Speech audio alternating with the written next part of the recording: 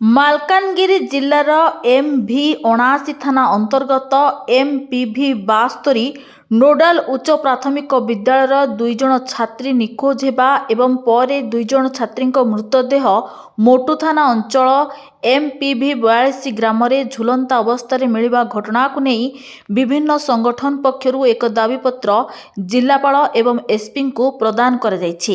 ବିଭିନ୍ନ ସଂଗଠନ ପକ୍ଷରୁ ଦାବିପତ୍ର ପ୍ରଦାନ ବେଳେ ଏସ୍ପି ଏବଂ ଜିଲ୍ଲାପାଳଙ୍କ ନିକଟରେ 2 ଛାତ୍ରୀଙ୍କୁ ପ୍ରଥମେ ଅପହରଣ ପରେ ହତ୍ୟା କରାଯାଇଥିବା ଅଭିଯୋଗ କରାଯାଇଥିଲା।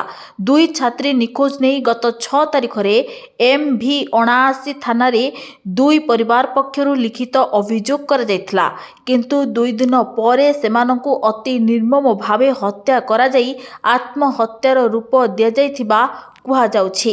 ଦୁହିଁଙ୍କ ଶରୀରରେ କ୍ଷତଚିହ୍ନ ରହିଥିବା ବେଳେ ଯୌନାଙ୍ଗରେ ମଧ୍ୟ କ୍ଷତଚିହ୍ନ ରହିଥିବା ଅଭିଯୋଗ ହୋଇଛି।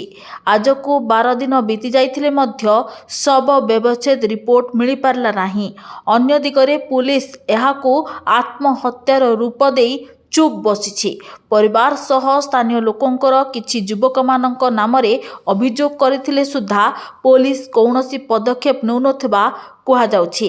ଏପରିକି ସ୍କୁଲ କର୍ତ୍ତୃପକ୍ଷଙ୍କୁ ପୋଲିସ ଧମକାଉଛି।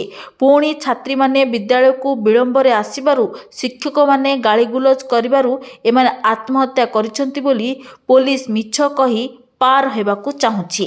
ଘଟଣାସ୍ଥଳରେ ମିଳିଥିବା ମୋବାଇଲ ସହ ଅନ୍ୟ ସାମଗ୍ରୀକୁ ଯାଞ୍ଚ କରାଗଲା ପରେ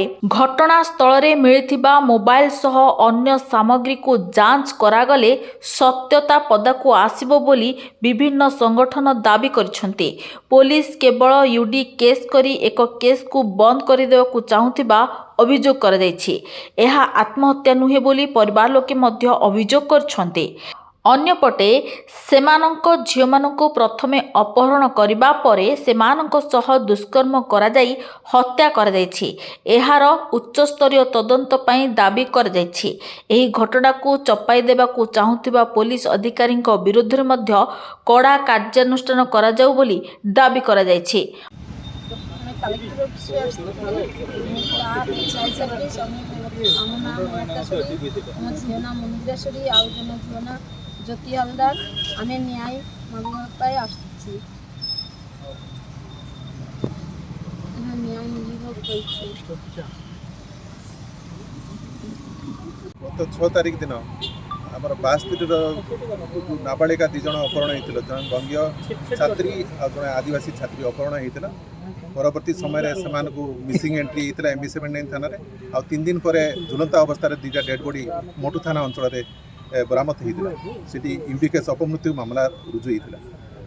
पारिपार्श्विक अवस्था आउ लोक मानकर अंचलवासी आउ इनक्वेस्ट उपस्थित थोड़ा लोक पाखर जना पड़ा जे ये घटना अच्छी क्लियर कट गोटे किडनैपिंग केस थिला, गैंगरेप थिला आउ हत्या केस थिला। किंतु पुलिस लोकल पुलिस मोटू पुलिस जानी शुणी तथ्य को सामना आने बदल रे तथ्य लुचाइबारे आसामी मान सहित मिली तथ्य लुचाइबारे से लगी पड़ते आज जाए। आउ निरीह शिक्षक मान उत्सुकाइबा आत्महत्या उत्सुकाइबा ना टीचर मान से उत्पीड़न करुँच। तेणुक अंचलवासी मैंने मु धन्यवाद देवी अंचल विभिन्न संगठन समस्त नेतृस्थानीय मानक अंचलवासी मानक आ विभिन्न दलर सब राजनेता माने जाइकिना सब बारंबार पीड़िता को परिवार को मिशुंट आउ निवेदन करछन्ति न्याय देवाई, किंतु पुलिस तत्परता देखाऊनी। तेणुक समस्ते मिसिकिना अंचलवासी मिसिकिना आज मुख्यमंत्री उद्देश्य आम दाबीपत्र देवाक आसीथिलु। आउ एसपी को भेटू भेटिकी जमी निरपेक्ष तदंत हम दोषी मैंने दंड पाइबे यह ही आम समस्त दाबी। मालकानगिरी मानस नेतम को रिपोर्ट चर्चा न्यूज।